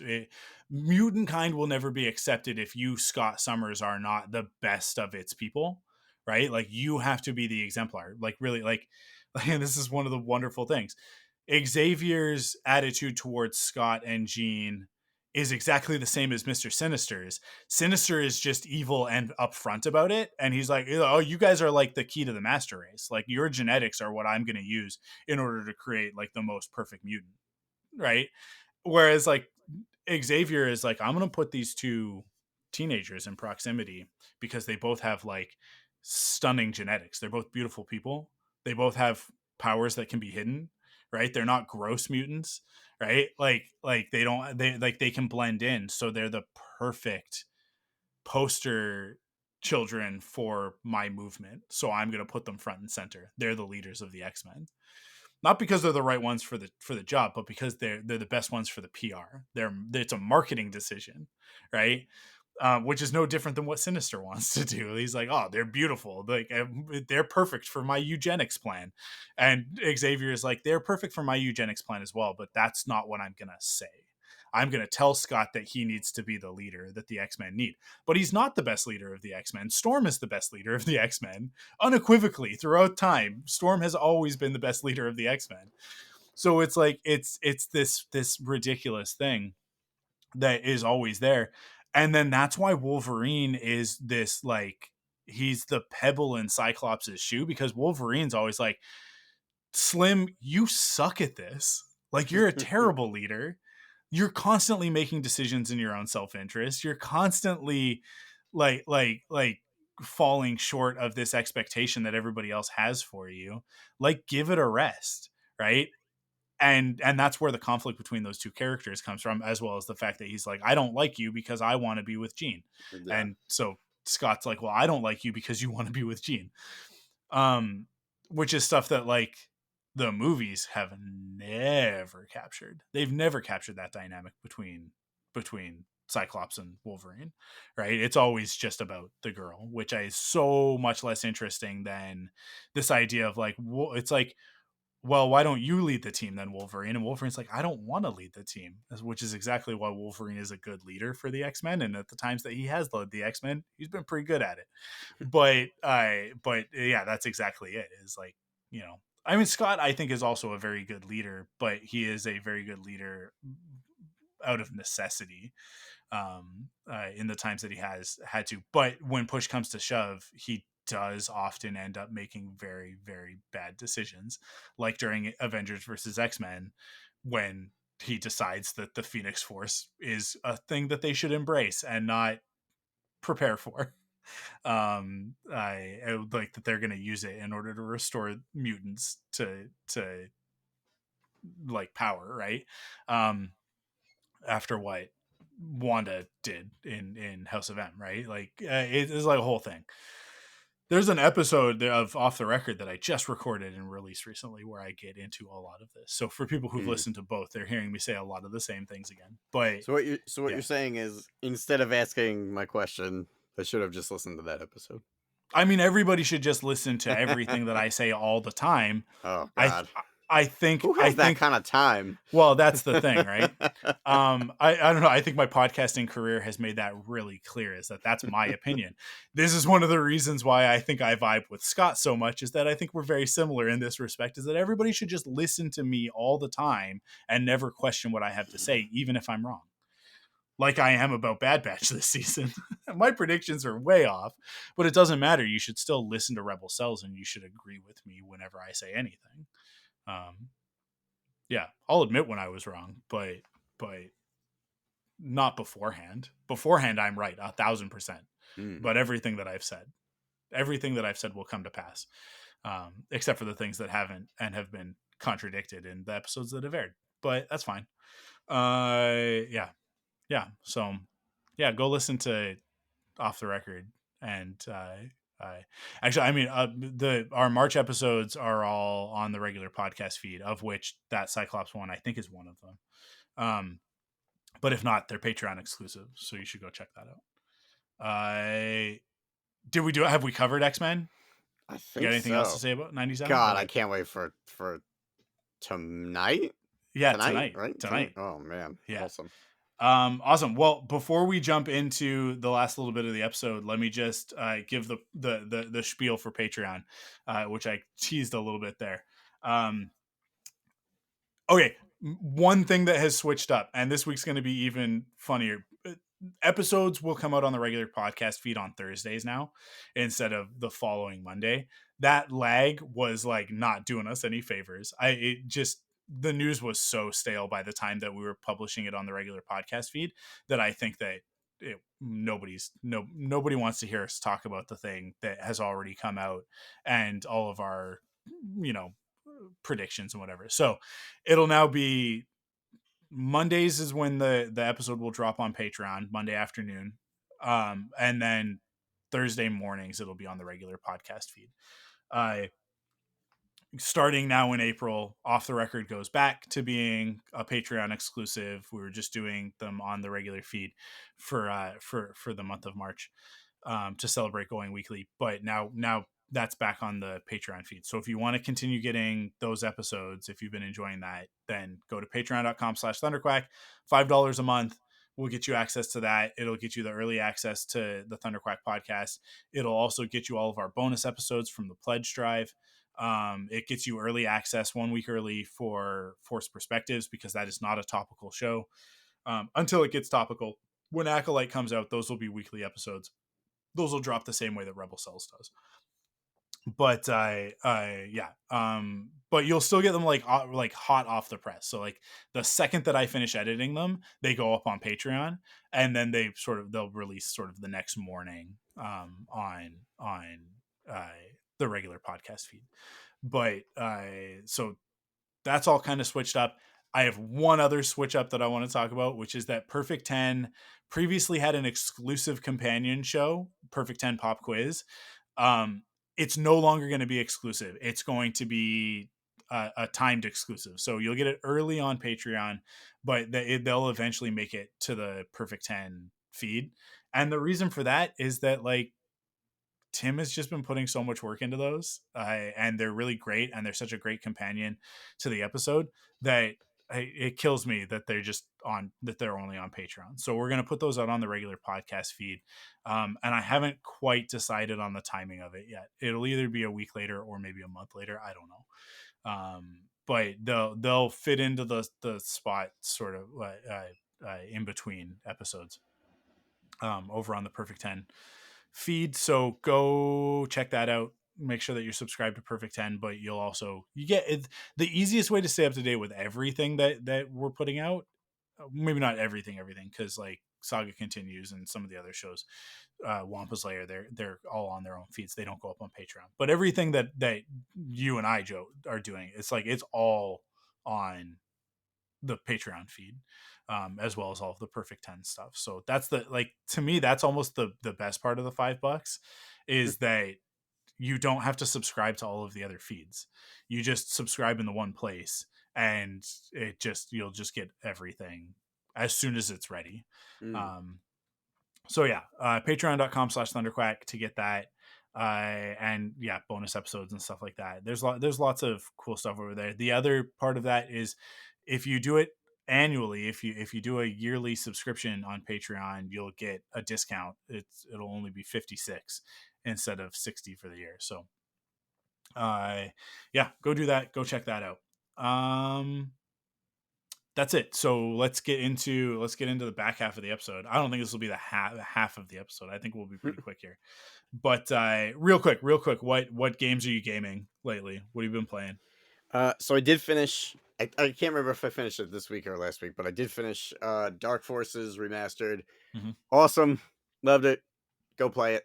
It's great. I started Chrono Cross Radical Dreamers Edition, which is the remaster. I mean, not quite a remake, because like they did like add like a bunch of like new graphics, and they didn't redo the FMVs or anything, but old PS1 game. I'm not sure if I like it yet. It's like the combat is so different from Chrono Trigger, and Yeah. like I don't like I don't know. There's a lot of like weirdness with this game because I know it's not an actual direct sequel. It's like a side game, I think. I don't really know much about it other than I never played it before. Um and like I had heard that before I went into it, so I kind of tried to taper my expectations. Yeah, I don't know if I like it yet. Like the combat's very different, and I don't understand it yet. So I think I have to watch like a couple of YouTube videos to kind of get the hang of it a little bit better. So I'm figuring that out. And I also started Remnant 2, which is a game that I am playing with a buddy of mine, Nate Baker, and we're just kind of tag teaming the co-op for it. And Remnant, for anyone who is not familiar with it, it's basically like a very heavily influenced Dark Souls type game, but it's in a post-apocalyptic, I think it's supposed to be our world, um and it's guns instead of swords and medieval stuff. So it's very, very similar to Dark Souls in terms of gameplay style and gameplay loop. You know, Mm. find a bonfire, rest at the bonfire, all the bad guys come back, level up your stuff in general. Um, yeah, it's really good. I really like it. So if that sounds remotely interesting to you, I recommend you to check it out. Really love the first game, and yeah, we just started the second one, and so far so good. Really interesting. So, what about you? What are you playing? What games are you gaming, Michael? Yeah. So Lego Fortnite. So they dropped a couple of updates recently. One of them was that now they have kits that you can buy to sort of expand out all the things that, like the pre-builds and that sort of thing, Mm. which is exciting. Really, really fun. I talked at length about this actually on the most recent Off the Record. So I like, that's what the episode was about. So you can go listen to that. I which yeah, it was like sort of out this week for the regular podcast feed. It's just been up on Patreon, but I by the time that you're listening to this, I think it'll basically be out. But tons of fun. It's so much fun. Lego Fortnite. It's basically Minecraft, but with Lego. And it's in Fortnite. So all of the skins and stuff that you've bought for Fortnite over the years, most of them, not all of them, but most of them translate into Lego minifigs. So to me, it has just added so much value to Fortnite as a platform, which was their intention. I mean, I sound like the press release, but I I have all of these Star Wars characters and Marvel characters and Ninja Turtles and whatever, and I can play with them in this. Um, and it's a really fun Minecraft style, like survival crafting game, where you then get to build, you know, Lego stuff, Mm. castles and that sort of thing. One of the most fun things about it is that like Lego takes up a lot of space as a Lego collector. I But when you're playing in Fortnite, it doesn't take up any space. It's just on the TV. So I've been building a lot of really cool stuff. There's the Lion Knight's Castle, which is a classic set that they just recently did a like a revamped version of. I think like last year or the year before. It's been out for a little while, but not that long. And it's an awesome set, but it's like $400. And in Fortnite, it's like 40 to get all of these pieces. And I actually didn't end up having to spend any money because I just had a bunch of V-Bucks already. So from various things. So I was able to get all of the stuff for that Lion Knight castle. And so I've just been building castles in Fortnite. That's awesome. And yeah, it's just really, really fun. I playing with the girls as well. Like they watch me, and you know, it's like, okay, I'm gonna build this thing. What should I do here? Like, what kind of door should I use, and whatever. And they're helping me make decisions about the design and that sort of thing of our castle that we're building, and the adventure that we're having. So that's been a lot of fun, a ton of fun. And I'm really, really hoping that they get some of the like licensed stuff in as kits. So far, they've got like Lego specific stuff that they've done. Like I said, like Lion Knight's Castle, which is like a theme from Lego, right? Like it's like one of their sort of it's not an IP specifically, but one of their themes. And then they've got some Fortnite character stuff. So like Bright Bomber, who's a character in Fortnite, character loosely, there's a skin who's had many versions. You can get a Bright Bomber Lego set, like which comes with a new Bright Bomber skin that it like has especially like the minifig that like looks really great in Lego Fortnite, but then a bunch of stuff that you can like decorate with. So like basically like a bedroom set, like furniture set, specifically for that character. So I'm hoping that they do similar stuff to that, but with some of the licensed stuff, like that we eventually get like some Star Wars sets and whatever coming, that so that I can go and like build Star Wars themed areas and Mm. that sort of thing, because that would be really fun. Um, but yeah, and vehicles was the other thing that they just added, and it's janky right now. It's janky as hell, and they do not control well. And they're a pain to build and a pain to create the energy cells for. But like that'll change. It's this is one of those things with live service games, is that like what it releases as is not going to be what it is in a year or two. So to me, I'm looking at it, it's like this is all investment in the future. This stuff will get better. Right now it's just vehicles with wheels, but eventually I'm sure there'll be like flying vehicles and stuff like that. And it would be really smart for them to be like, we've made flying vehicles, here's an X-wing. Right, like here's a set that you can build that is a Star Wars set, and yeah, like here's a snow speeder or whatever, because I will spend money on that stuff.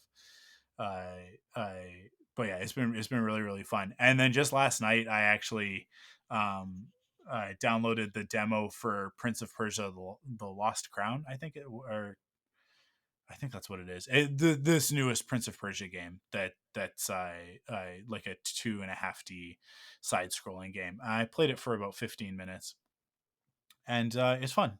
I'm into it. I'm gonna wait for it to go on sale. I'm not gonna pay full price for it because it's like an $80 game.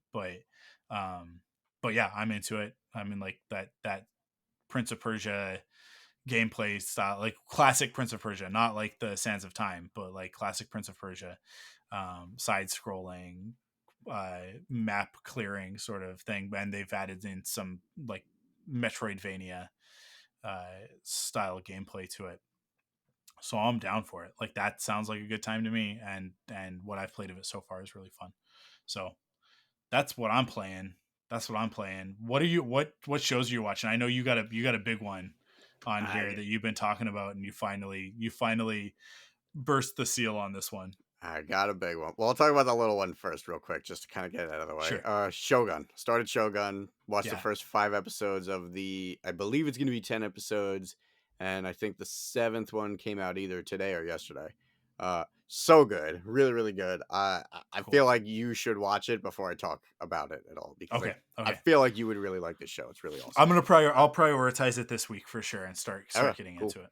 Yeah. And yeah, the other one is Avatar: The Last Airbender. Hmm. I finished season 1 in about 4 or 5 days. It did take a while to like carve out some time because it is one that for a long time, and I think I even mentioned this, like it's one of Hmm. those shows that everybody's recommended and I really wanted to watch. It really honestly was on my list. But for animated shows especially, I don't want to sit down and binge a show until I have time to actually pay attention to it. Because Yeah. so often I'll throw something on. And again, Shogun I didn't do this with either, but it's something that I don't want to just put on while I'm working and then just like half retain it, half not retain it.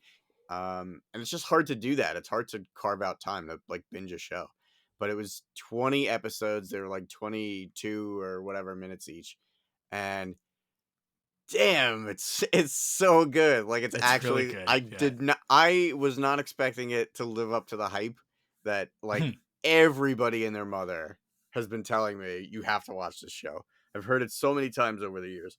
And like I expected to enjoy it, but I didn't expect to enjoy it this much and I didn't expect it to hold up this well. And it's just like everybody's saying the same thing. So I finished, like I said, I finished the first season of and this is the animated series. This is not the live action one because I had never seen the animated series. Obviously, so actually, I had a question for you. Is Dave Filoni, was he always like from the ground level on the show? Because I have not seen his name once. Granted, I haven't really like been actively looking, but anytime the credits come like pop up and I think to like look for his name, I feel like I never see his name in the credits. So did he come in later, or am I just like, is he just kind of like somewhere in the middle of the credits or whatever? Because I'm so used to him being a showrunner that he's just like Yeah. front and center Dave Filoni, and I just haven't spotted his name yet. So I think the thing with Filoni on Avatar is that yeah, he is not the showrunner, right? Like Okay, it's okay, what was Brian Konietzko and something DiMartino, I think. I can't remember the name of them right now. He directed 8 episodes of Airbender. okay, But I believe that he was like, because like IMDb is not even going to be very good at tracking this. He I think that he was like a supervising director or whatnot okay. on Avatar, right? So I like a much not he was not as high up, right? He was a part of the crew on the series, but it's the thing that he did that got him the call to come talk to George Lucas, right? Mm. So like a lot of character design, a lot of storyboarding, a lot of sort of like that. I believe that he was there from the beginning of the series, but I think that like if you're looking at like his credits, I think that like his main credits on it are only sort of like those few like directing credits and storyboard artist credits and whatever. Okay. But I believe that he was there from like the beginning of the show. Mm. I'd have to research it a little bit more. But I It's do so know that funny it's though, like because it's like, the thing that got him like noticed, right? okay, okay, I see so much of his like personal art style in this show. Yeah, yeah. Like, I wasn't sure if he had anything to do with the character design, but it's just like everything, right? Like the character proportions, the dynamic poses. Like, it's like I'm watching the show and I'm just like, I absolutely see Filoni's fingerprints in the series, and I wonder like how much of working on the show Yeah. influenced his art style. You know what I mean? Like his personal art style, because like it's so funny when you look at the concept art of, you know, Clone Wars stuff that he's drawn. Like it almost they almost look like characters out of Avatar. Mm-hmm.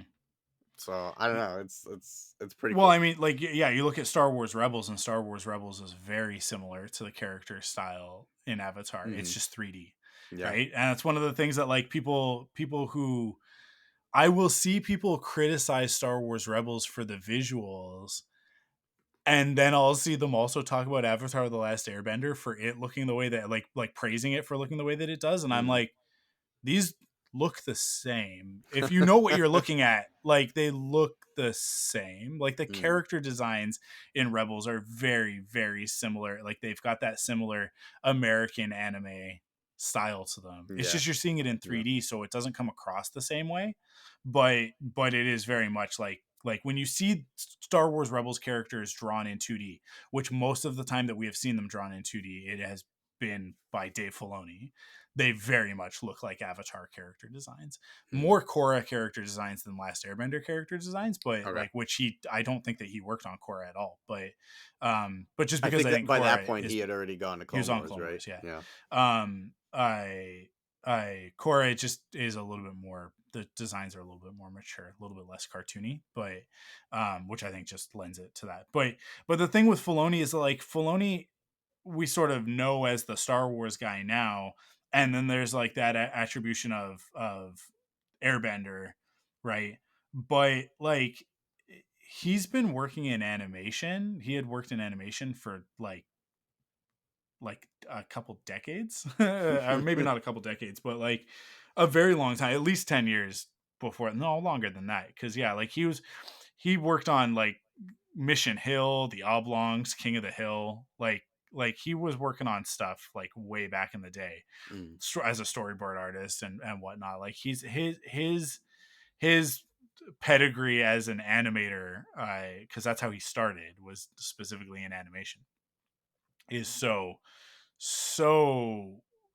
robust, right? Like Kim Possible, Fillmore, which is Fillmore is such an underrated Disney show. Fillmore is such a good show. Yeah, like he's worked on a bunch of stuff that people don't really give him the credit for. Um, but yeah, he was like all over animation before the Clone Wars, and then got the call to do the Clone Wars, and in doing so, like became an executive producer of a show as opposed to just an animator or a director, right? But yeah, but the thing with that Airbender is that like it was mostly the two showrunners on that. It wasn't really he is influential but not the voice of that, right? But I do think that you see it. Like I think that it's very clear. But yeah, I'm not 100% sure what else, because IMDb is not really giving a lot for Airbender for him, but it's really not like it. If you looked at IMDb, you'd be like, did this guy work? Like, because it's so spotty of like, well, he did this on these two episodes here and this on these two episodes and this he did for three episodes and whatever. But it's like IMDb just does not track those animation roles very well, right? Like Mm. it's more concerned with IMDb is really only good for researching above the line stuff, right?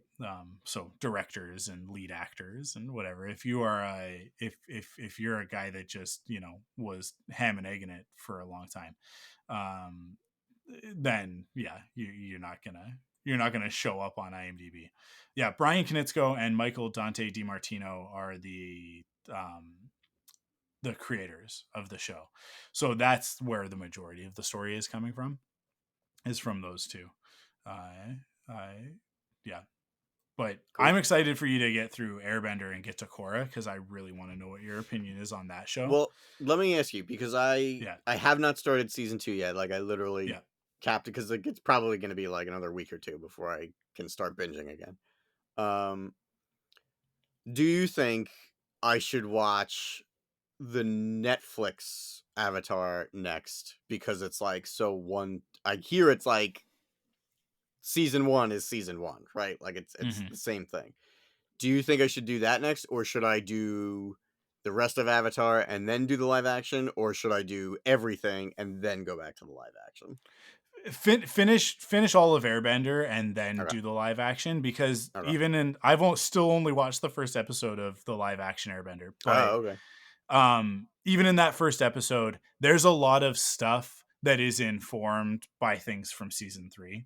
Season 2, not Okay. as much. Interesting. Okay. So each of the seasons are a book, right? Like book 1 is water, book 2 is going to be earth, and then book 3 is fire.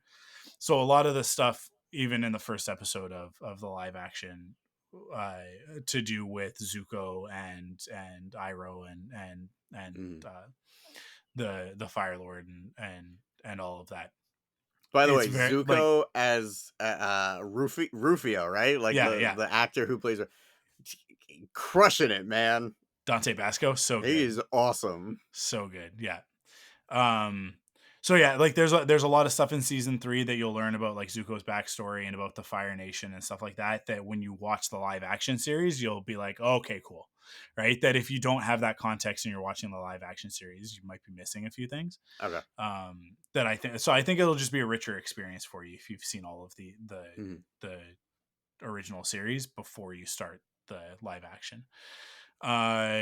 Cool. Yeah. I think that would be the way to do it. Because you have the choice, right? So I think exactly. Maintain that, and then you could do Korra after that. Korra is so unrelated that it's not going to affect anything with the live action series. Oh, is it? Because I heard like a lot of these characters show up in Korra. Yeah, no, it is a continuation of the story, absolutely, and there are a bunch of connections to legacy characters. But just to be super clear, it's like another generation removed, right? So Avatar is a complete story, and then Korra is another complete story.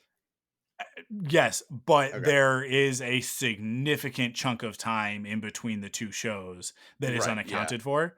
And they're slowly accounting for a bunch of it, because there are comic book series and stuff like that that go in and like fill in some of the stuff after season 3, like immediately after season 3, because there are actually a bunch of storylines.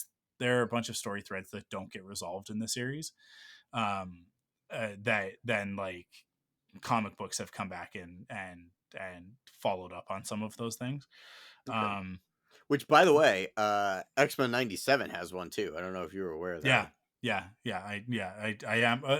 Man, I've been so bad with comic books, though. Finding time to read comic books has been impossible for me. So I'm behind on everything.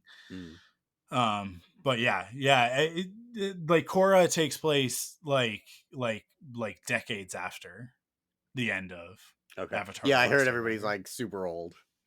Yeah, because like you have to think of it this way, right? Like it's a new Avatar, and it's not until she's sort of like of age, right? Like she's a teenager, like late teen, all young adult, really, before that story really starts.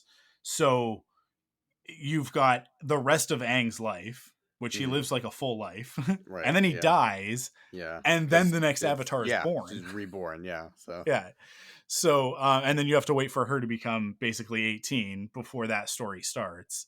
So there's like almost 2 decades just there, not to mention Aang's entire life. So Aang has like a whole future and like everything. I don't want to say too much because I don't want to spoil anything, but he has a whole legacy that has happened in the intervening years that Korra then has to tangle with. Like that's sort of her story, is having to deal with, it's actually, you know what it is? It's very much if Luke Skywalker had gone on to do all of the things in the EU, that he did, as opposed to what happens in The Force Awakens, which is that he kind of just disappears, right? Nothing really happens. But if he had gone on to do all of these things and establish all of this stuff, and then Rey had to take up the mantle after that, like that's very much what Korra is. Okay.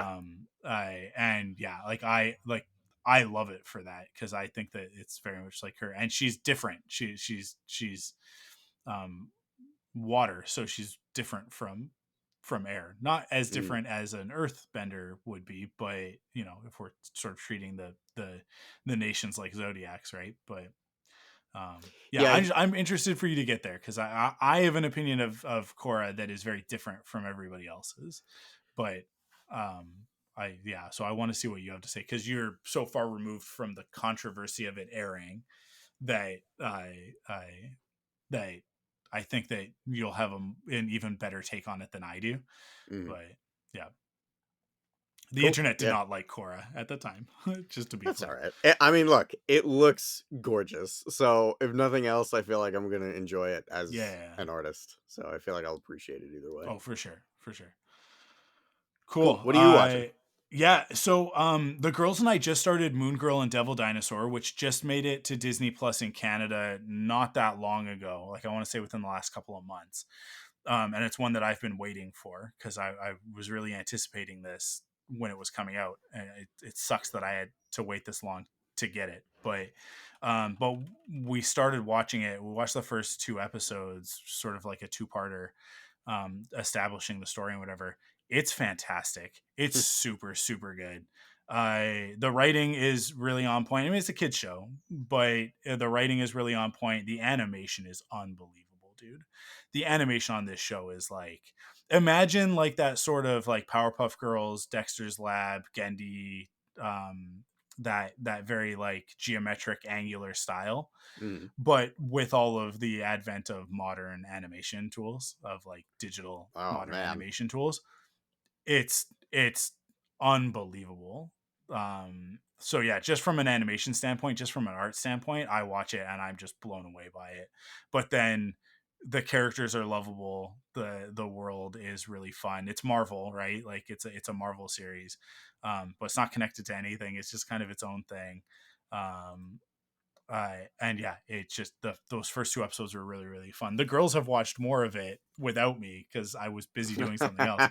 They watched a couple of episodes without me, and I'm like, man, I got to go back and watch these 2 episodes that they watched, so that I can watch more with them. But Kara really likes it. She really digs it. It's a little intense for Cass, so she got scared. The most recently, the episode that they were watching, they had to shut off because they were watching it by themselves, because Crystal and I were busy. But it got intense and scary, and so Cassie was like freaking out, and Kara turned it off. I meant to ask you, did they do okay with Ghostbusters? Yeah. I mean, Kara was totally fine. Kara, nothing to her. I have adequately traumatized her with other movies, so like it wasn't anything. Great. No, she can handle scary stuff. She's pretty good about it. Cassie got a little bit scared at a couple of parts and had to like close her eyes, but never left the theater other than to go to the bathroom. Wow. So, all right, cool. Yeah. So yeah, she did all right. And she says after the fact, she really liked it. It was a little bit scary in parts for her. That's what she said. She's like, it's a little bit scary for me. And it's like, yeah, that's fair. I mean, it's funny. The second time I watched it, I had the thought about her, the part where Garaka possesses. You know what? This isn't the Ghostbusters episode, so maybe I shouldn't say anything. Oh, yeah. I guess it's been out for a week and a half. Well, there is a character that gets possessed temporarily by Garaka, and it is a little intense. It's a creepy moment. It does get a little bit scary at times, but she managed. I thought of her. I was like, oh, I hope she did okay. Yeah, she was fine. She liked it. Like at the end of it, she liked it, and they came home and they played with their proton packs and stuff. So, that, and then Crystal and I watched Roadhouse, the new one that's on Amazon Prime Video, I should say, with Jake Gyllenhaal. It was so good. Really? Dude, it was so good. Yeah, I mean, like it's not high art by any means. It's a movie where Jake Gyllenhaal plays basically a bouncer at a bar and fights a bunch of dudes, but he got shredded for this movie, like absolutely shredded, and just like a sight to behold. And then Conor McGregor is who's from UFC, is one of the bad guys, one of the antagonists. Oh, is he And really? That's yeah, and funny. he is like cartoonish, and Mhm, it is definitely a live action animated feature. mhm, But for those who don't know, it's a remake of a Patrick Swayze movie from the 80s mhm. that is very much a B movie and very much not a good movie, but a very fun movie to watch. And this one takes that and just sort of cranks it up to 11. So it's sort of in like that Reacher John Wick genre of reluctant hyper masculine hero. You Mhm. know, like this thing, this character that has emerged in the last decade that is like, I could kill you with my pinky, but I Yeah. really don't want to. Like Tortured please, soul. yeah, like please don't make me do this. Yeah. But then like they push him, and then he's got to do it. Mhm. And so yeah, like like it's Jake Gyllenhaal, right? He is so likable, so charming as this character, but then does some absolutely horrific stuff to people.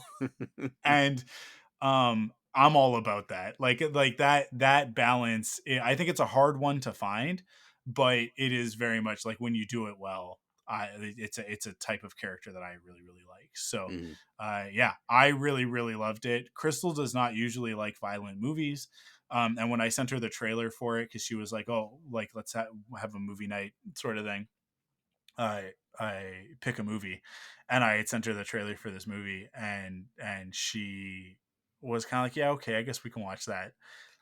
And I was like, well, because I was like, just trust me, like just trust me, like I know what this movie is, even though I haven't watched it yet. Like I understand the vibe of what this is, and I think that we'll have a good time. And we watched it, and she came out of it, and she was like, she even we were driving, we went on a little like overnight trip, not far, like a couple hours away to a hot spring, and on the way home the girls were watching their iPads or whatever, and Crystal and I were talking, and she just out of nowhere goes, that movie was really good, I really really liked it. And I was like, what, like Roadhouse? And she was like, yeah. And I was like, oh cool. She's like, I just wasn't expecting to, you sent me the trailer, and I was like, this looks really violent, I don't think I'm gonna like this, but it's what he wants to watch, so we'll watch it.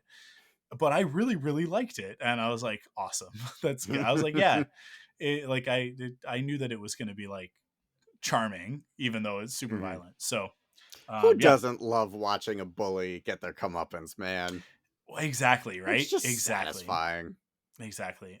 So yeah, and it's just like a lot of like the bit parts and stuff in it are just really really well acted, um, really well cast, and yeah, a great screenplay. I think like that's the key, is that it was a Mhm. great screenplay, and then executed well, and the fight choreography is, you like, if you care at all about fight choreography, coupled with great camera work, I this is a movie to check out. I Cool. highly recommend it. I think it's really really good. I've Cool. seen a lot of people online sort of tearing it apart, but I don't think that it deserves that. It is what it is. You got to know what it is going into it. It's Yeah. not high art, but if you want like a silly John Wick or a silly Jack Reacher story, that's what this is. Um, Not that like both of those movies also have great humor in them as well, but like this sort of takes the humor, and it's much more a comedy than it is an action movie, but the action is like top notch stuff. So yeah, I highly recommend, go check it out. Cool. If you've got It Prime already, it's just there. So is the original, would you consider the original a cult classic? I feel like it is, right? Because yeah, like very I, f- much. Yeah, I yeah. feel like it does get mentioned frequently despite it being like kind of whatever movie, It's right? sort of, yeah, Roadhouse is in that like over the top with Stallone, which is like the arm wrestling movie, is like over the top Roadhouse. I'm trying to think other movies that are sort of in this genre. I oh my god, there's one that's like on the tip of my tongue, and I can't, if I could remember the actor, I'd remember the movie immediately. But it's just it's very much of that era. I mean, it's even like I would put it like it's not an action movie, but Footloose is sort of that same like small town, like things are weird in this small town, America, like middle America sort of thing, and like a charismatic hero comes in to sort of like shake it up. That's the vibe, right? Which is very much like over the top, and Roadhouse are very much in that same thing. You know what?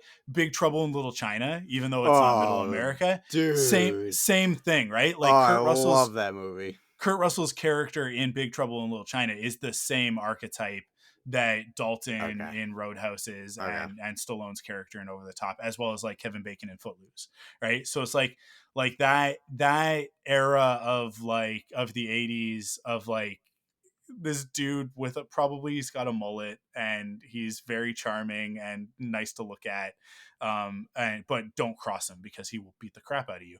And then like I Kurt Russell in Big Trouble in Little China is actually like a bit of a satire of those characters. Yeah. When it really comes down to it, he's actually not the hero in that story. But he's very like he's cut from the same cloth as those guys. That's just John Carpenter being like 20 years ahead of the curve on that type of character. But I've